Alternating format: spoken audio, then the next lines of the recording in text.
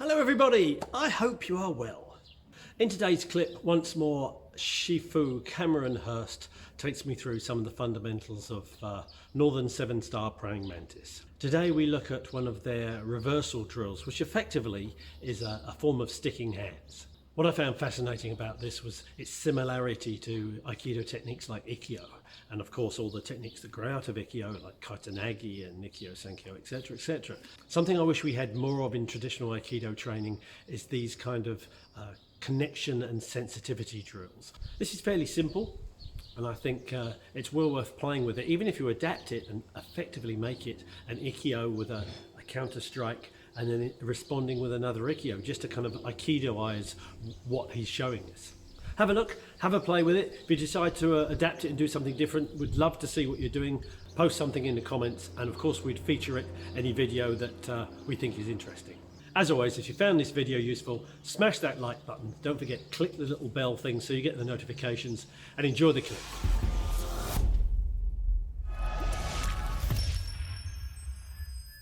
Okay, so we're going to look at another very core technique, and we're actually going to be using the palms for this one, although you can use closed fists. And this is going to incorporate what we often refer to in English as a reversal. So we talked about this ready position and having the rear hand by the elbow. So we're going to use that reversal in a drill. And again, this is a circular drill. So it's something that we can keep going, and we can vary our speed and our attack and start to get a feel for when we put emphasis on different points, how that's going to affect the flow. So this is called the 3 roads of plum blossom palm. So the plum blossom is quite well known in Chinese culture, and essentially the plum blossom is a circular shape. So we're using a circular shape to attack. And in Mantis, as in a lot of Chinese martial arts and culture in general, the concept of circular patterns is very important.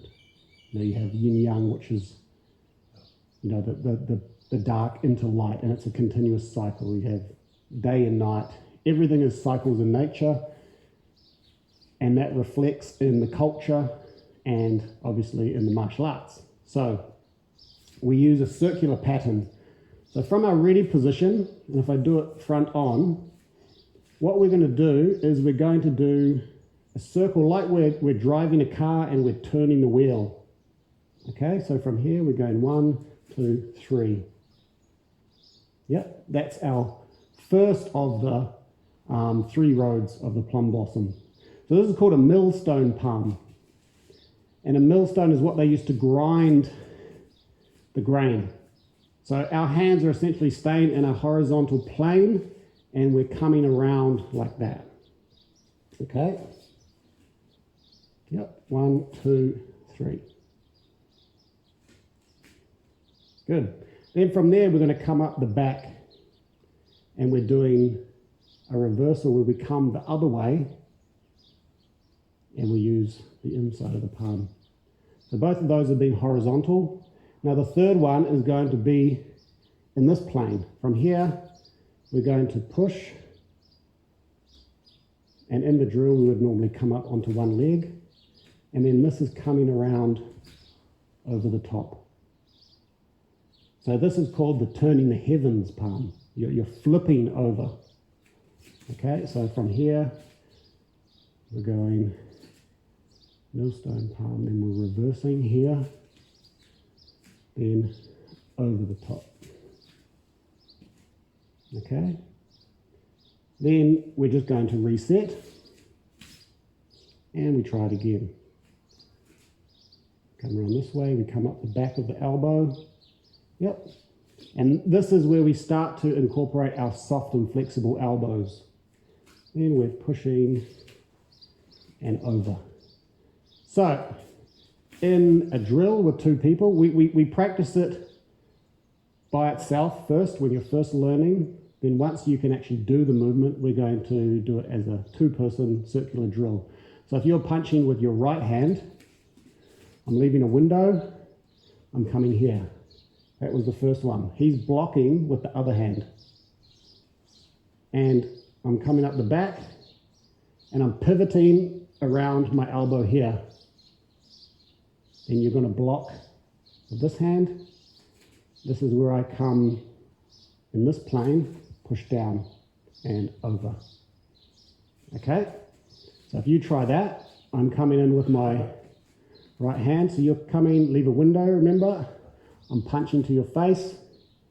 You're coming 1 to strike near my wrist. 2 is just by the elbow. And then 3 is the side of the neck. I'm blocking, and you're coming up the back of the arm. Coming around, good. Now my hands are crossed, and he can take advantage of that by sealing, like you'd seal an envelope. Okay? Now from here, this is where I start the same 3 movements. So I come here, 1, 2, 3, you block.